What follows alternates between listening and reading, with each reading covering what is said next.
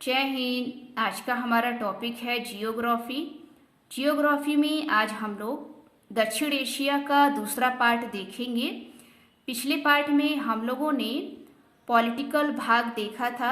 आज हम लोग इसका फिजिकल भाग देखेंगे जो एग्जाम की दृष्टि से बहुत ही इम्पोर्टेंट है। पिछले वीडियो में हमने बताया था कि दक्षिण एशिया इम्पोर्टेंट क्यों है, क्योंकि दक्षिण एशिया में भारत आता है। तो यहाँ से बहुत सारे क्वेश्चन जो है एग्जाम में पूछे जाते हैं। तो चलिए आज हम लोग दक्षिण एशिया के दूसरे पार्ट में फिजिकल पार्ट को देखेंगे, जो क्वेश्चन जो है एग्जाम में बनते हैं। आप यहाँ पर देख सकते हैं, ये हमने दक्षिण एशिया का मैप बनाया है। पिछले वीडियो में हमने आपको बताया था कि दक्षिण एशिया में कौन कौन से देश आते हैं जिन्हें दक्षिण एशिया देश कहा जाता है।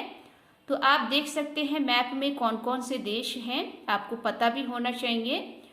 और हमने पिछले वीडियो में बताया था कि दक्षिण एशिया में सबसे महत्वपूर्ण भूमिका जो है भारत की है, क्योंकि आपको दिखाई दे रहा होगा कि भारत से बाकी देश जो है अपनी सीमा बनाते हैं। तो यहाँ देख सकते हैं ये अपना भारत है और भारत से लगे ये सीमा देश हैं पाकिस्तान, अफगानिस्तान, नेपाल, भूटान, बांग्लादेश, श्रीलंका और मालदीव। तो टोटल दोस्तों 8 देश जो हैं जो दक्षिण एशिया में आते हैं। ये एग्जाम में पूछा भी गया है कि दक्षिण एशिया में कितने देश आते हैं, तो आप बताएंगे 8। पूरी डिटेल से हमने पहले वीडियो में बताई है, उसको जरूर देखिएगा, क्योंकि अभी हम लोग सिर्फ यहाँ पर फिजिकल के बारे में पढ़ेंगे कि इसका फिजिकल मैप कैसा है। फिजिकल मैप में हम लोग यहाँ पर दक्षिण एशिया की प्रमुख पर्वत श्रेणियाँ, नदियाँ, इन सब के बारे में जानेंगे।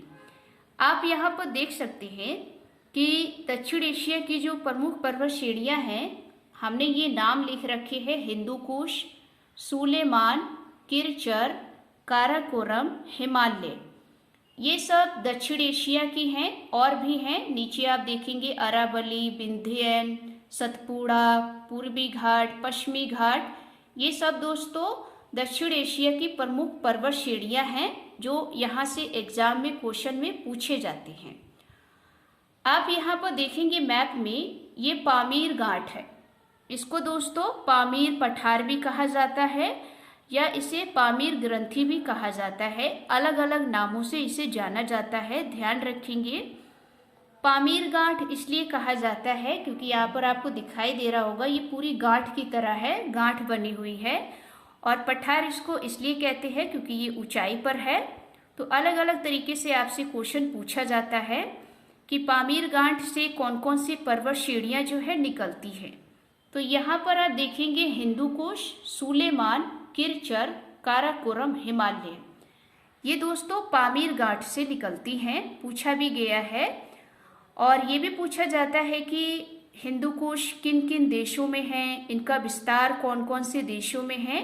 तो ध्यान रखेंगे ये जो हिंदू कुश है, आप देख सकते हैं ये पामीर घाट से निकल रही है हिंदू कुश। ये हमने एच बनाया है, एच का मतलब हिंदू कुश शॉर्ट में हमने लिखा है, ध्यान रखिएगा। ये जो हिंदू कुश है इसका विस्तार देखेंगे तो 2 देशों में है। और वो 2 देश कौन से हैं, एक तो आप देखेंगे अफगानिस्तान और दूसरा पाकिस्तान। तो पूछा जाता है कि हिंदू कुश कितने देशों में है, तो 2 देशों में, अफगानिस्तान और पाकिस्तान। और ये कहाँ से निकलती है, तो पामीर घाट से, ध्यान रखेंगे। आगे आप दूसरा देखेंगे सुलेमान। ये जो सुलेमान है ये भी पामीर घाट से निकलती है और इसका भी विस्तार 2 देशों में आपको दिखाई देता है। आप देख सकते हैं यहाँ पर अफगानिस्तान है और नीचे पाकिस्तान है। तो सुलेमान पूछा जाए आपसे एग्जाम में कि सुलेमान पर्वत श्रेणी का विस्तार किन 2 देशों में है, तो ध्यान रखिएगा अफगानिस्तान और पाकिस्तान। ठीक, आगे आप यहाँ पर आप देखेंगे एक छोटा सा है पर्वत श्रेणी जिसको किरचर कहते हैं या किरथर भी कहा जाता है। ये जो किरथर पर्वत श्रेणी जो है ये पाकिस्तान में है और पाकिस्तान में भी कहाँ दोस्तों, बलूचिस्तान। ध्यान रखेंगे, पूछा जाता है। आगे आप देखेंगे पामीर घाट से एक और पर्वत श्रृंखला निकलती है या पर्वत श्रेणी जो है निकलती है, वो है काराकोरम। आप देख सकते हैं ये 4थे नंबर पर काराकोरम है। ये के से हमने लिखा है काराकोरम। ये जो काराकोरम है ये पामीर की घाट से निकलती है और इसका विस्तार देखेंगे तो दो देशों में है, भारत और चीन। ये भी पूछा गया है कि काराकोरम का विस्तार कितने देशों में है, तो ध्यान रखेंगे भारत और चीन में है। कभी कभी हम लोग भारत का ही केवल लगा देते हैं, लेकिन नहीं, इसका विस्तार जो है चीन में भी आपको दिखाई देता है। ठीक, उसके अलावा आप यहाँ पर काराकोरम के पास आप देखेंगे छोटे छोटे रेंज हैं, जैसे कि आपने पढ़ा है भारत में ही है, और कुछ कुछ विस्तार जो हैं इसके चाइना में भी हैं, आपको दिखाई देंगे। तो काराकोरम जो ये पर्वत श्रेणी है इसकी कुछ और भी रेंज है, जैसे काराकोरम रेंज, लद्दाख रेंज और जास्कर रेंज। ये 3 रेंज हैं जो काराकोरम के ही भाग हैं, ध्यान रखिए। इसके बाद आप ये देखेंगे, ये जो पामीर की घाट से एक निकल रही है लंबी सी, वो है हिमालय। ये हमने यहाँ पर HI लिखा है, तो ये हिमालय है। और हिमालय भी दोस्तों, हिमालय की जो पर्वत श्रेणी है ये पामीर की घाट से ही निकलती है, और इसका विस्तार आप देखेंगे इधर म्यांमार में भी इधर मुड़ जाता है, जिसको म्यांमार में इसे आराकोन योमा कहा जाता है, या आराकान योमा भी नाम से जाना जाता है हिमालय को जो पूछा जाता है। अगर आप इसका विस्तार देखेंगे हिमालय का, तो भारत, नेपाल और चीन, इन 3 देशों में हिमालय का विस्तार दिखाई देता है, क्योंकि पामीर की घाट से ये हिमालय जो है निकलती है, और यहाँ पर नेपाल भारत में जाते हुए इधर इसका नाम बदल जाता है म्यांमार में। म्यांमार में इसे आराकान योमा के नाम से जाना जाता है, ध्यान रखिएगा।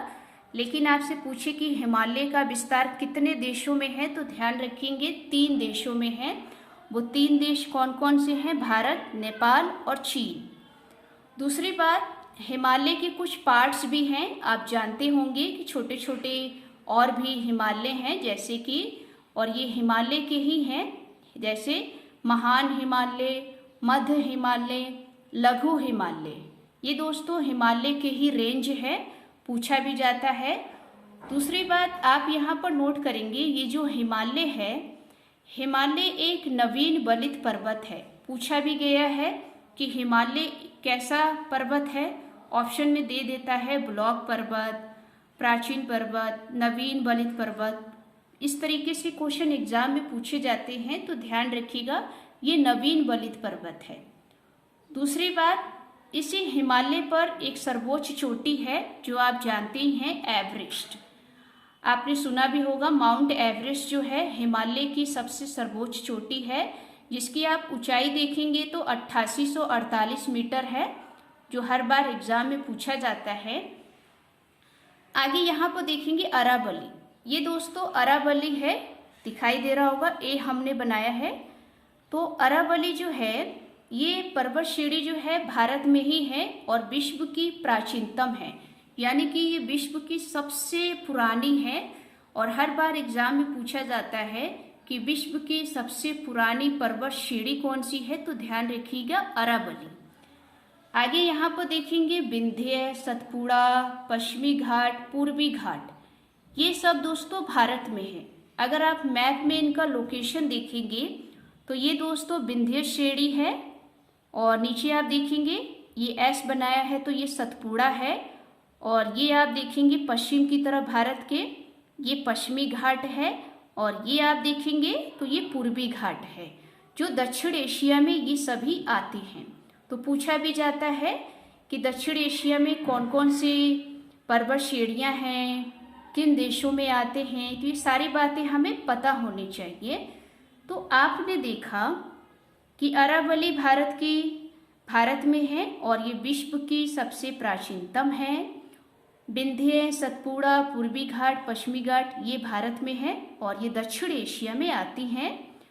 अब हम लोग दोस्तों दक्षिण एशिया की प्रमुख नदियां देखेंगे। हालांकि नदियां तो बहुत सारी है, लेकिन यहाँ पर प्रमुख नदियां यानी कि जो बहुत ही इम्पॉर्टेंट है और हर बार एग्जाम में पूछी जाती है, तो पूछा जाता है कि दक्षिण एशिया की प्रमुख नदियां कौन कौन सी हैं। तो ध्यान रखेंगे, मैप में आप देख सकते हैं, यहाँ से चीन के पास एक नदी निकलती है, सिंधु नदी। ये सिंधु नदी चीन के पास से निकलती है और भारत में प्रवेश करती है, फिर ये पाकिस्तान में चली जाती है, उसके बाद ये अरब सागर में गिरती है। नदियों को हमने अलग से वीडियो बनाया है, उसे आप जरूर देख लीजिएगा। यहाँ पर हम लोग फिजिकल मैप के द्वारा समझ रहे हैं।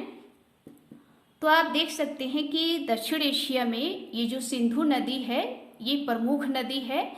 ये चीन से निकलती है, फिर भारत में जाती है, भारत के बाद ये पाकिस्तान में जाती है। ध्यान रखेंगे ये जो सिंधु नदी है पाकिस्तान की सबसे लंबी और बड़ी नदी है और उसकी प्रमुख नदी है पाकिस्तान की। आगे आप यहाँ से देखेंगे चीन से ही एक नदी आती है सांगपो, जिसे चीन में तो सांगपो कहते हैं, भारत में इसे ब्रह्मपुत्रा के नाम से जाना जाता है और बांग्लादेश में जमुना के नाम से जाना जाता है। तो ये भी दोस्तों दक्षिण एशिया की प्रमुख नदी है ब्रह्मपुत्रा।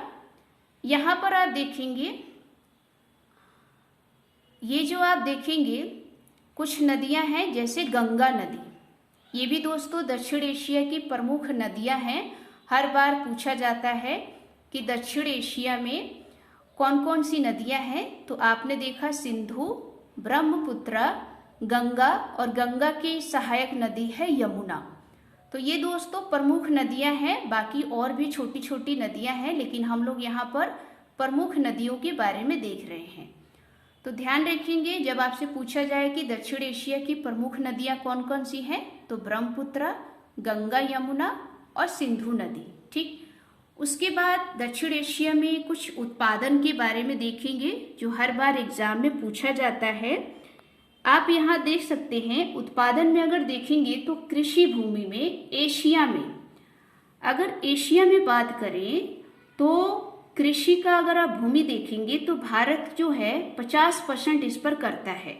और पूछा भी जाता है कि एशिया में कौन सा देश जो है कृषि भूमि पर सबसे अग्रणीय है, यानी कि आगे है, तो आप बताएंगे भारत, क्योंकि एशिया में कृषि भूमि पर भारत जो है 50% जो है कृषि करता है और ये हर बार एग्जाम में पूछा जाता है। आगे देखेंगे यहाँ पर कुछ खाद्यान्न है, जैसे जूट और भी चीजें हैं, जैसे जूट आप देखेंगे, जूट में अगर आप उत्पादन देखेंगे तो भारत जो है नंबर 1 पर है और बांग्लादेश नंबर 2 पर है। ये दोस्तों विश्व में है, ध्यान रखिएगा।